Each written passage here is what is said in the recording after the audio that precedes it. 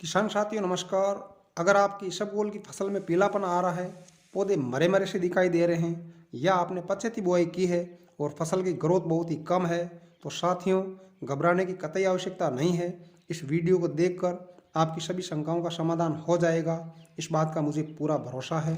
साथियों, इसबगोल के भाव 15,000 रुपये प्रति क्विंटल से ऊपर रहने के कारण हाल के वर्षों में किसानों का इसबगोल की खेती की तरफ रुझान बढ़ा है। इसबगोल आधे से 1 फीट तक बढ़ने वाली अत्यंत मूल्यवान औषधीय फसल है, जिसकी खेती हल्की व कम उपजाऊ मिट्टी में भी आसानी से हो जाती है।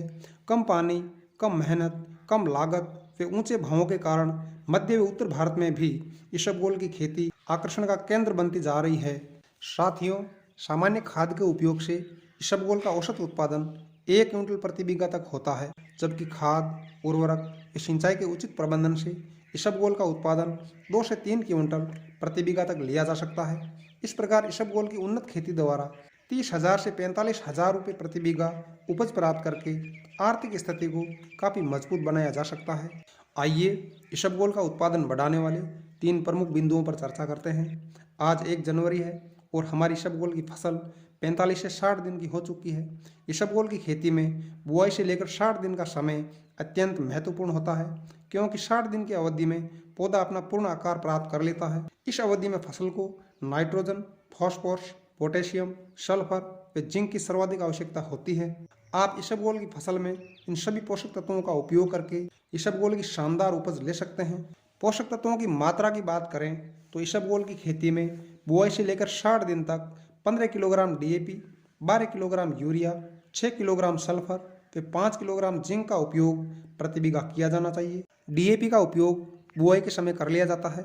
डीएपी से पौधों को फॉस्फोरस प्राप्त होता है, जो नाइट्रोजन के बाद दूसरा प्रमुख पोषक तत्व है। यूरिया का उपयोग एक बार में न करके पहली, दूसरी व तीसरी सिंचाई के साथ किया जाए तो बेहतर परिणाम मिलते हैं। एक ही बार में यूरिया डालने पर यह आवश्यक नहीं कि हर पौधे को यूरिया मिला हो। यूरिया का उपयोग 3 बार करने से सभी पौधों का विकास एक समान होता है। अगर आपको इसबगोल की फसल में पीलापन दिखाई दे रहा है, फसल की ग्रोथ रुकी हुई है, तो पोटास, सल्फर व जिंक का उपयोग जरूरी हो जाता है। पोटास के उपयोग से पौधे की जड़, तना व पत्तियों का पूर्ण विकास होता है। पौधा मौसमी प्रतिकूलता, कीड़ों में रोगों का मुकाबला करने में समर्थ बनता है। बीज का वजन बढ़ता है, दाना बड़ा व चमकदार बनता है। सल्फर मिट्टी की दशा सुधारने का कार्य करता है, मिट्टी के पीएच मान को संतुलित करता है। सल्फर मिट्टी की नमी को बनाए रखता है, जिससे पौधे को पानी की कम आवश्यकता रहती है।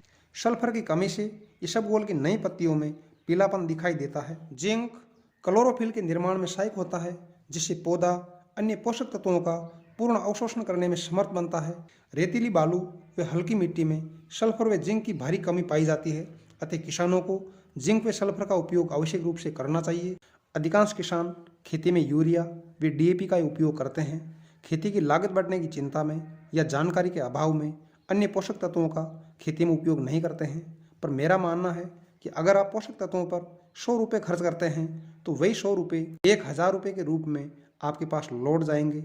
पोटास, सल्फर व जिंक गांव की सहकारी समितियों में वाजिब कीमत पर मिल जाते हैं, अतः आपको बाजार जाकर नकली व महंगे उर्वरकों से ठगे जाने की आवश्यकता नहीं है। पौधों की अच्छी वृद्धि व विकास के लिए पोटास, सल्फर व जिंक यूरिया के साथ मिलाकर हर सिंचाई में थोड़ा थोड़ा देना है, जिससे हर स्टेज पर पौधे को सभी पोषक तत्व मिल सकें। अगर आप प्रति बीघा 1 ट्रॉली गोबर की खाद का उपयोग करते हैं, तो यूरिया, डीएपी, पोटाश आदि पोषक तत्वों की आधी मात्रा से ही काम चल जाता है। वे गोबर खाद की उपस्थिति में सभी उर्वरक बेहतर ढंग से कार्य करते हैं। इसबगोल की फसल में रेतीली मिट्टी वाले क्षेत्रों में 4 से 5 बार तथा उपजाऊ भूमि व नमी वाले क्षेत्रों में 3 सिंचाई की आवश्यकता होती है। अनेक किसानों का मानना है कि इसबगोल की फसल में 15 दिन के अंतराल पर हल्की सिंचाई करने से उत्पादन को दोगुना किया जा सकता है। इसबगोल घास कुल का पौधा है, जिसकी जड़ की लंबाई बहुत ही कम होती है। 30 दिन बाद सिंचाई होने से रेतीली जमीन पूर्ण रूप से सूख जाती है, जिससे फसल की वृद्धि व विकास रुक जाता है।